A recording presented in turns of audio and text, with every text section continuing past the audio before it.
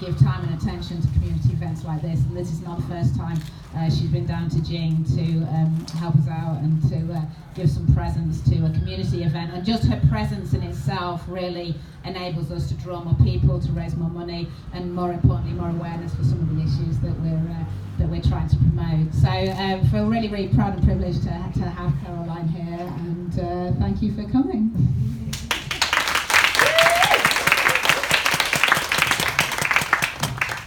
Well, thank you for that very, very lovely introduction. And actually, I've come here bearing lots of thanks to you, because I think Jing just does such amazing work in the community. And as you say, is this the third time, the fourth time you're doing this? Third or fourth time, yeah. And it's just an expression of what is best about Brighton, I think, because when I first came to this city, what struck me most was the strength of its community and the commitment of all the different community groups looking out for one another, working together, finding areas of mutual support and solidarity. And you know, if you ever needed to kind of visualize what does mutual support and solidarity look like, then it looks like all of you in this rather damp tent in Jubilee Square and Northern Brighton, because you know, you're coming together as volunteers, many of you, to raise money for one of the most important issues, and that is around domestic abuse. And you all know that 1 in 4 women will face domestic violence in her lifetime, which is a harrowing figure and an extraordinarily large figure. And organisations like RISE do just such important work in this city, and a lot of their work, of course, is unseen because it's at the refuge. It's not something that is kind of shouted about by its very nature. And yet, having had the privilege of going to visit the refuge on a number of occasions and talking with staff and volunteers at RISE, I know what they do to literally change lives, and they save lives and they change lives. And I think what's really struck me as well is that it's not just the women themselves who are referred to RISE and get support from RISE, but the whole kind of range of other support services that they're offering as well, most recently to children, because you can imagine young children at this point in their lives, if their mother is experiencing domestic violence, then they are going to feel extremely vulnerable. And the support that RISE is able to give to the children as well, I think is so important.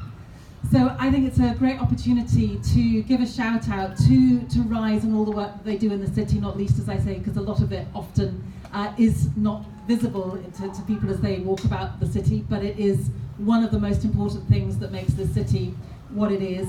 And also the number of volunteers that will go and give their time and support to RISE. You know, most recently we've had that amazing run along the Undercliff that I think raised £13,000 or something like that. I mean, that is just a wonderful outpouring of support and love for this organisation, which is in the heart of our community. And I guess I would just simply say that celebrating those groups is more important than ever, because as you'll also know, lots of community groups in our city, lots of organisations are facing real problems when it comes to funding cuts from national government. I mean, Philip Hammond tells us that austerity is over.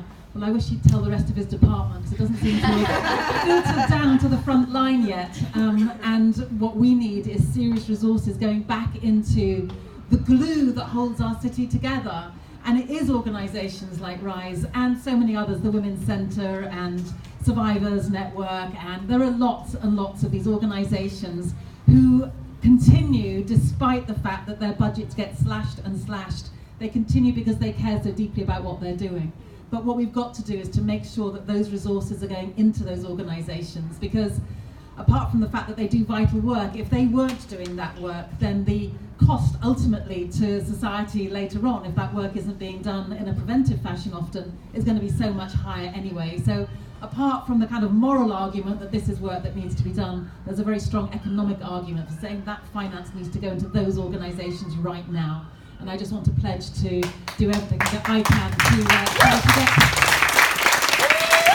those resources going in the right direction.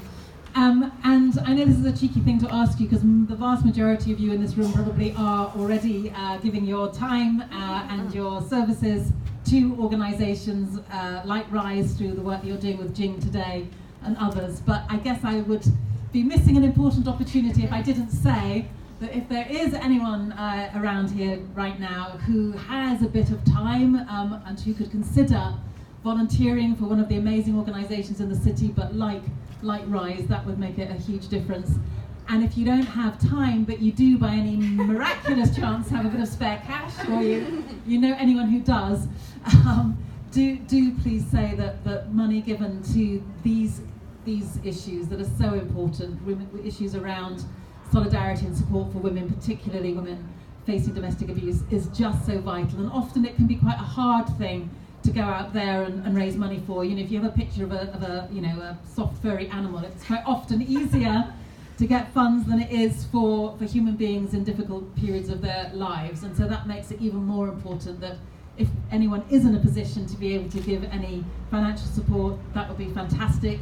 If you have any great ideas for fundraisers, also make yourselves known, because even if you don't have the money yourself, if you can think of a way of raising it, that also is incredibly important. So all of that is by way of saying a huge thank you to Jing, because you are exactly the kind of organisation that we love, a company that we love, in the sense that you are living your values, and what more can you ask of people than to do that? So thank you so much for doing that, and thank you to everyone who's part of that kind of collective effort here this afternoon, because it's what makes this city so special, and long may it last. Thank you.